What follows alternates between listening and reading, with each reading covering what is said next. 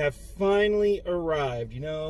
2021 was a year of dizzying highs and staggering lows, and we've already covered the staggering lows in quite a lot of detail. And it's time to put the ugliness of the past behind us, and it is time to embrace what was great. And so without further ado, it is time. Let's talk about the top 10 movies of 2021. Here we go.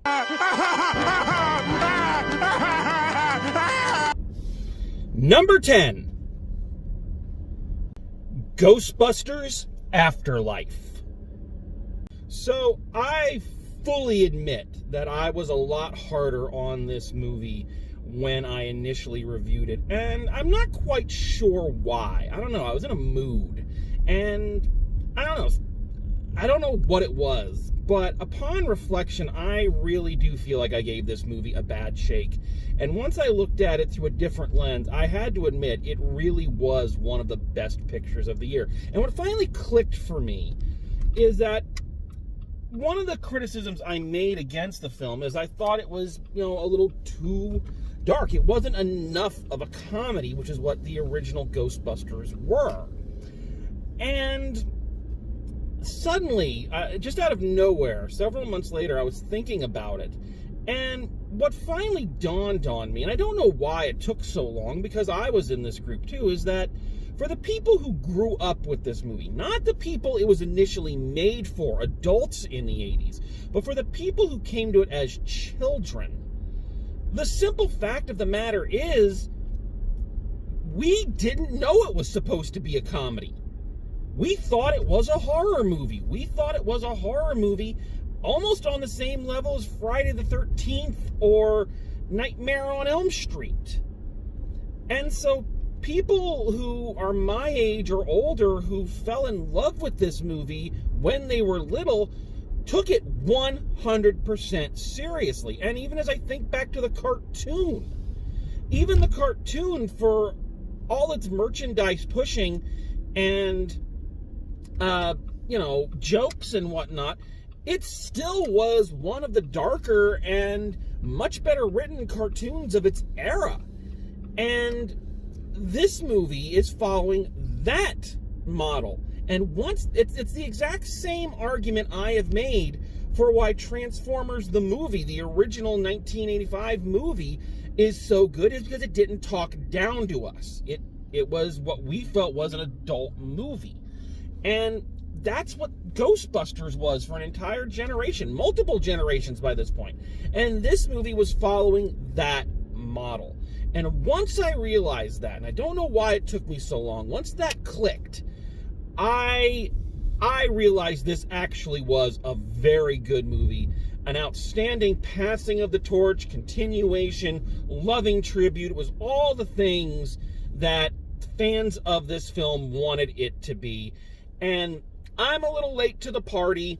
I'm still not, one of the diehard uber fans of Ghostbusters, but I do agree that this was one of the best films of the year. Number 9, Street Gang, How We Got to Sesame Street. Not one of the harder-hitting documentaries I've seen.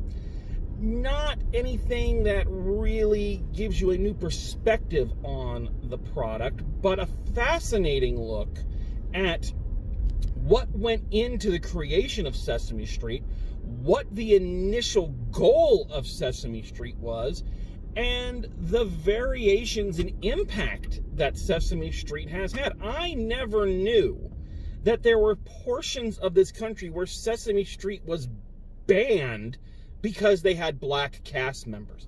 I never knew that Sesame Street was originally conceived as a way of helping to educate inner city kids and giving them a better step up once they got to school, much in the same way that was the entire reason for the setting of it in a urban area. Never knew any of that. So learning all of this wonderful information and seeing that it really was just a labor of love from a group of people who wanted to do the right thing and do good things in the world. It makes you feel good, especially in an era where it just seems like negativity is the order of the day. And I said it in the review, and I say it again here.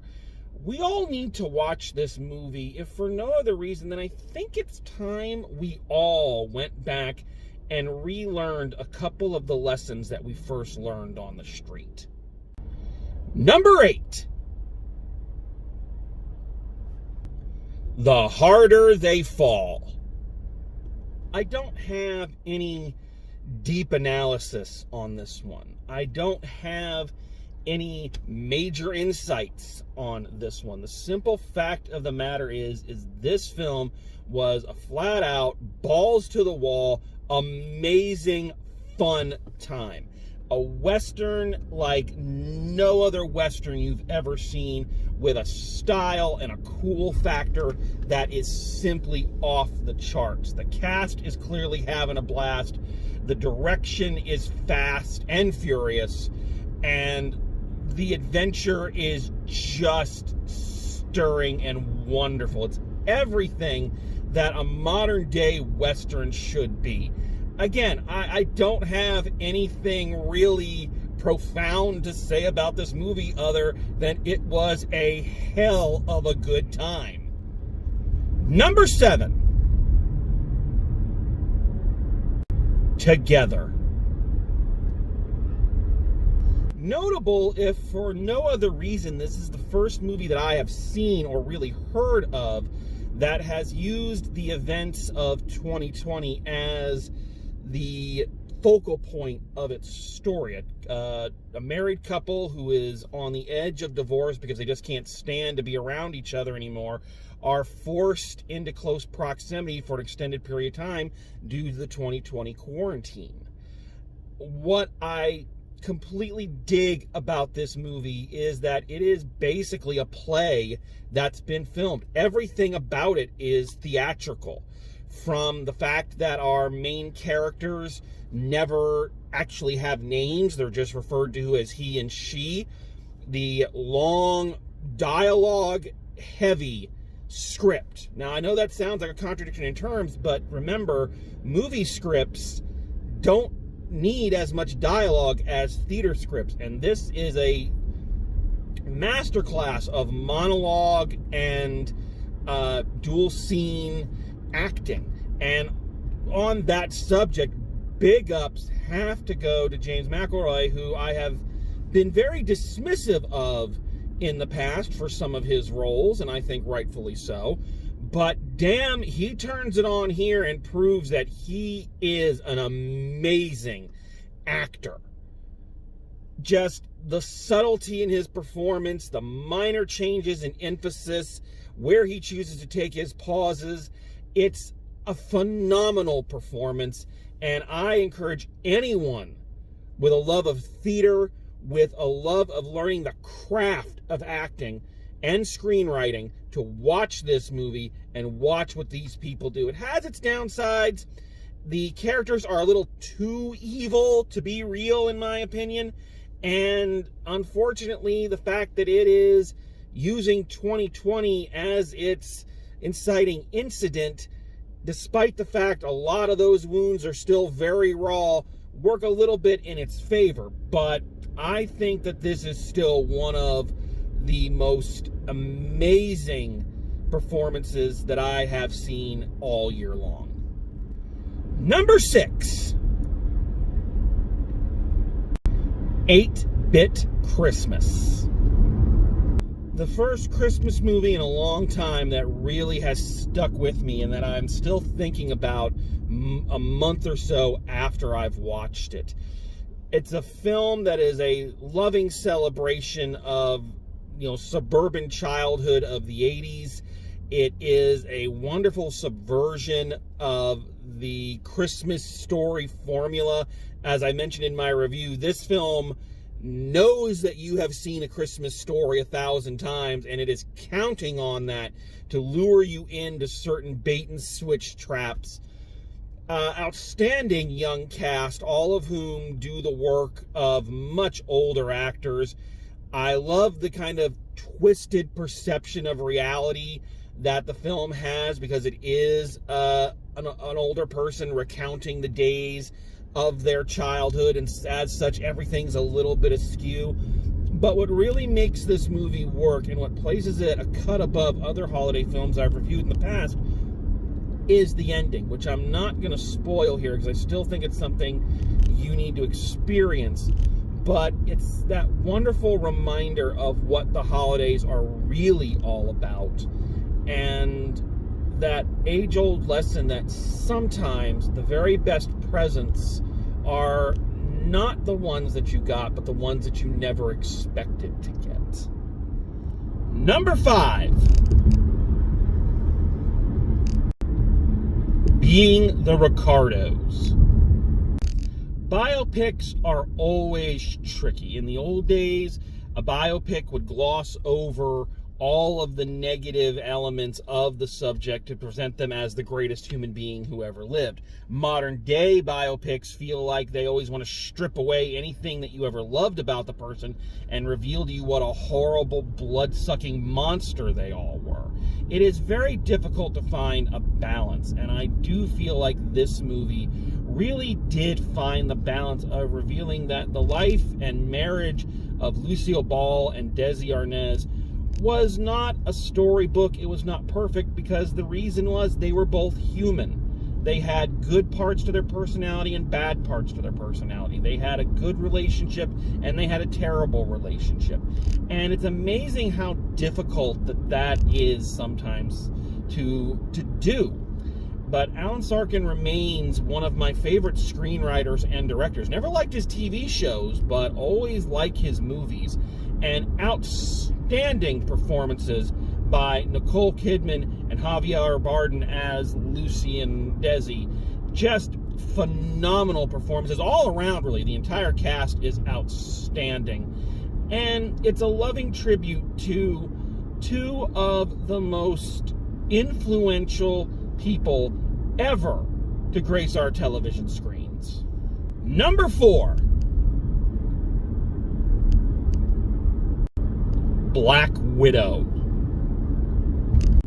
It's another critic pointed out just the amazing responsibility that was unexpectedly dropped on Black Widow, in that it was originally slated just to be another Marvel film. You know, a decent send-off to one of the founding members of the franchise. And then, due to circumstances beyond its control, it became the flag bearer as the first Marvel film re-released into theaters during the pandemic. And I think they could not have chosen a better spokesperson. Black Widow is a phenomenal film. There's just so much good going on in this movie. There are a couple of minor flaws in it. I thought the villain could have stood to be a little bit, I don't know, more impressive, but then again, having him be just a low-level schlub kind of plays into the entire point. And while I like the new origin for Taskmaster, having them reverted to a Darth Maul-style henchman, that didn't seem cool to me. But those are minor quibbles compared to a film that just, Becca said it best, you know, the best James Bond movie of the year was called Black Widow. And I think there are two major factors that go into that. The first is our main characters, not character. This film is a perfect send-off and thank you to Scarlett Johansson for everything she has done for the franchise. And it is also a wonderful introduction to Florence Pugh as our new Black Widow. And passing of the torch movements in films are sometimes done very choppy.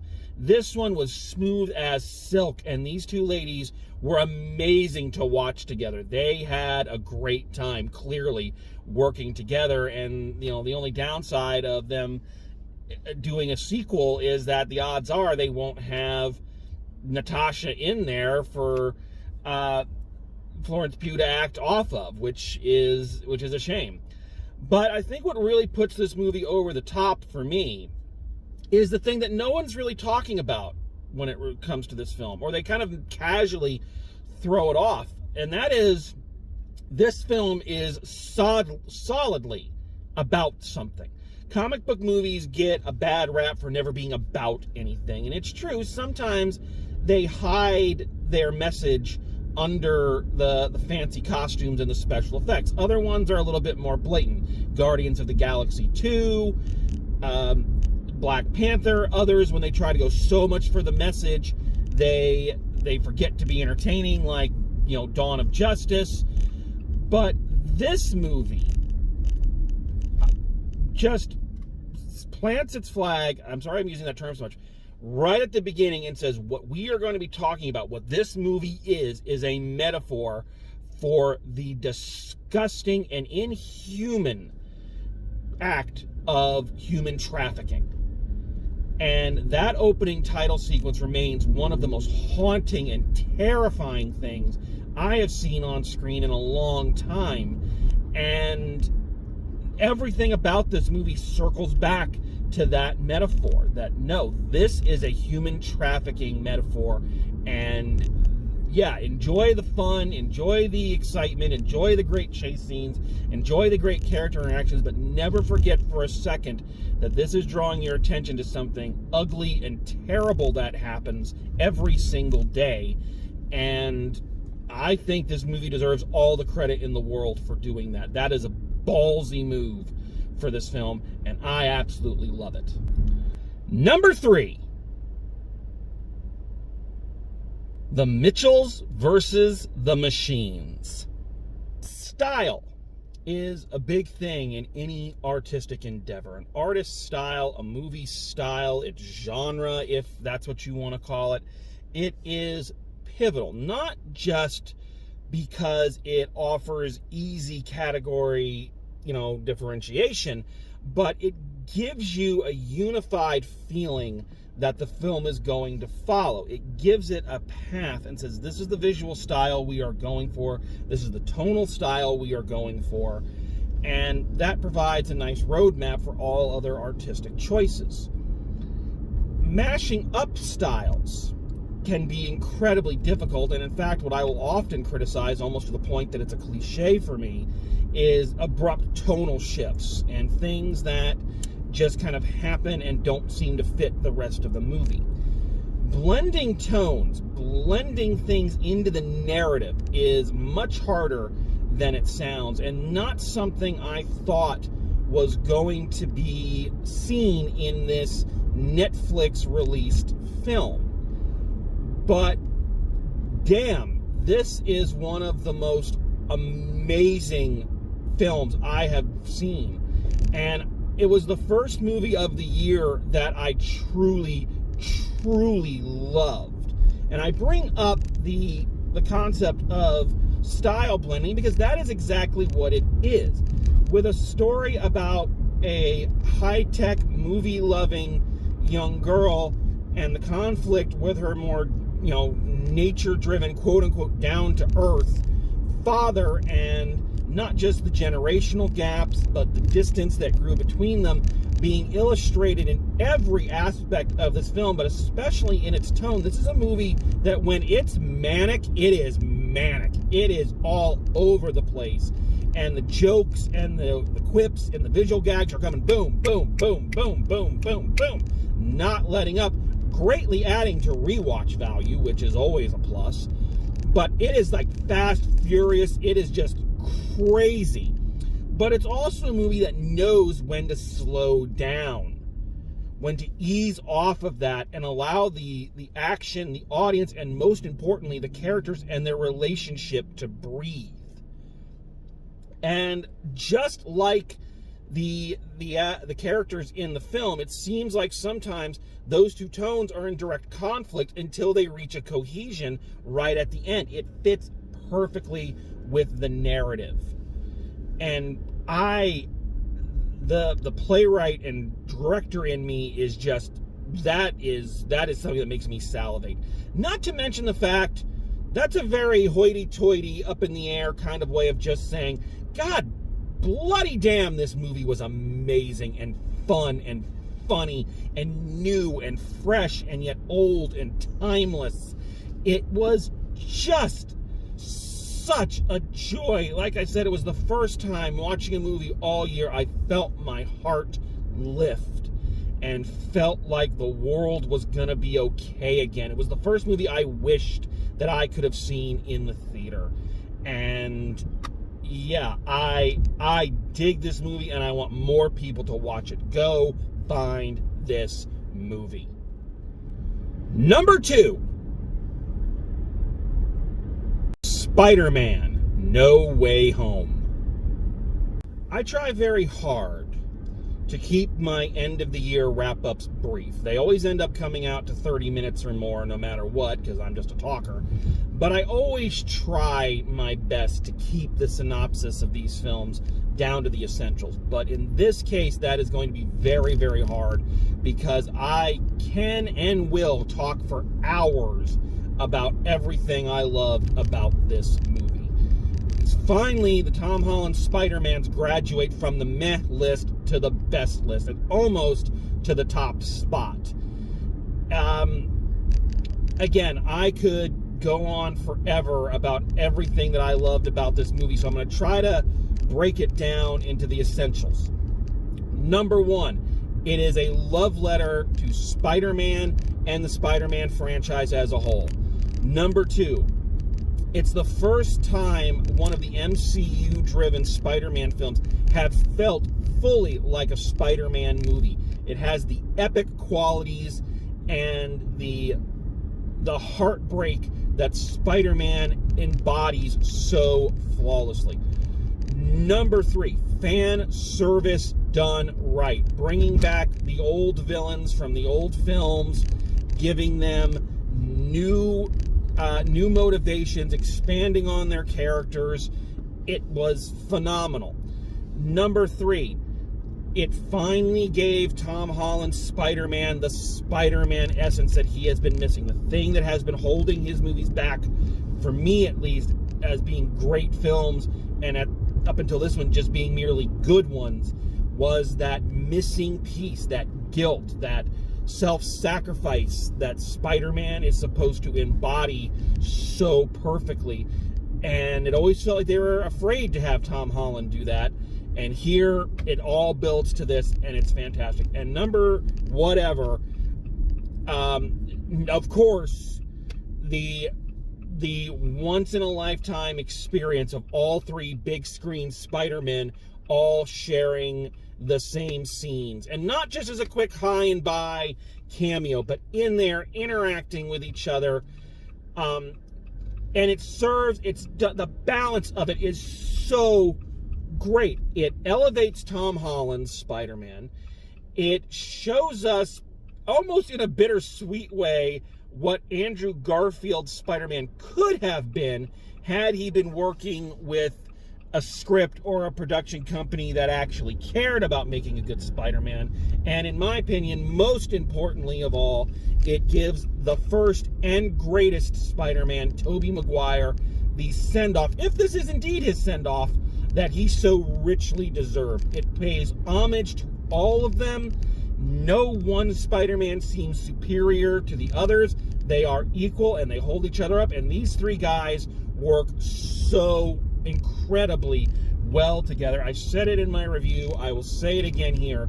People are hammering and going, oh, we want another Andrew Garfield Spider-Man. I don't want another Andrew Garfield Amazing Spider-Man. The only way I want to see Andrew Garfield back as Spider-Man is if it's a film with him and Tobey Maguire's Spider-Man swinging around together and solving groovy mysteries, because those 2 guys stole the film. This was everything I wanted out of it and more. I can't praise it enough. Yay, this movie. And the number 1 movie of 2021 was Last Night in Soho. If nothing else, this should serve as a reminder that every so often you need to step outside your comfort zone.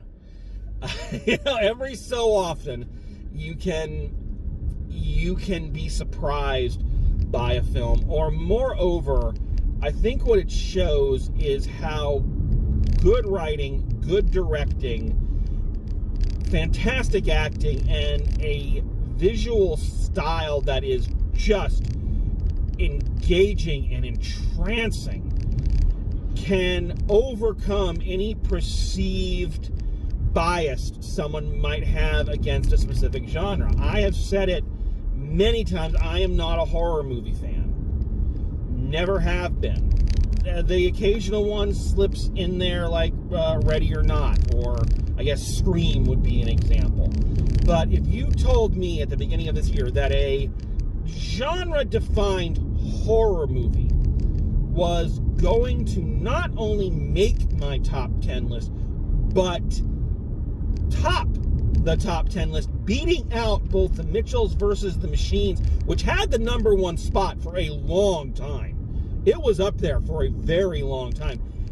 And Spider-Man, I would have said you were crazy. But here we are, and I had to admit, this was by far the best movie I saw all year. And for all the reasons I have already listed, it is a director's wet dream. I teach young directors, and this is a movie I point them to look at visual style, to look at visual storytelling, nonverbal cues. It is a fantastically tight and well-realized screenplay. Outstanding performances all around, particularly by our two main actors, Thomasin McKenzie, who, by the way, we have to give Thomasin McKenzie some credit because she went from starring in one of my worst movies of the year in Old and leapfrogged to the number one spot of the year. So, well done, young lady. And Anna Taylor-Joy, both of whom are poised to just become the next big thing. And if this movie is any indication of what those ladies can do, they are going to rule Hollywood. Them and Michael B. Jordan. But we can't dismiss the contributions of Hollywood legends. Terrence Stamp is in this and does a perfectly chilling job, and Dame Diana Rigg, who at first seems like just a nice cameo and then turns out to be the most important figure in the movie, and a twist ending that is actually a twist and not just a twist for the sake of a twist. It's God, I was totally blown away by this movie, and I remain totally blown away by this movie. I loved watching it. I've watched it since, and every time I do, I see something new, and that is what I believe a good piece of art should be, and this is the perfect balance between a commercial film and something of artistic value. 2021 was a year of surprises. It was a year of new expectations or redefining our expectations, and I don't think anything embodies that better than last night in Soho. For this reason and many more, please check out this movie. It is my number one film of the year. So there you have it. There are my top 10 films of 2021, and what a year it was. It was great to be back at the movies. The world is still not back together. It's still chaos, and there's a lot of question marks as we go forward. But I don't know. So far, what I've seen of 2022 at the movies has been pretty good. So maybe that's an indicator that things are going to start swinging upwards. We can only hope. But regardless of what happens, rain, sleet, or snow, good times, bad times, or global pandemics, rest assured, Drive Home Reviews, myself, my beautiful girlfriend Rebecca, and the film crew we will be here for you, and we will be going through this crazy year at the movies with you. So thank you so much for joining me this past year. Thank you for joining me in the year to come. And as always, drive safe, and I will see you at the movies.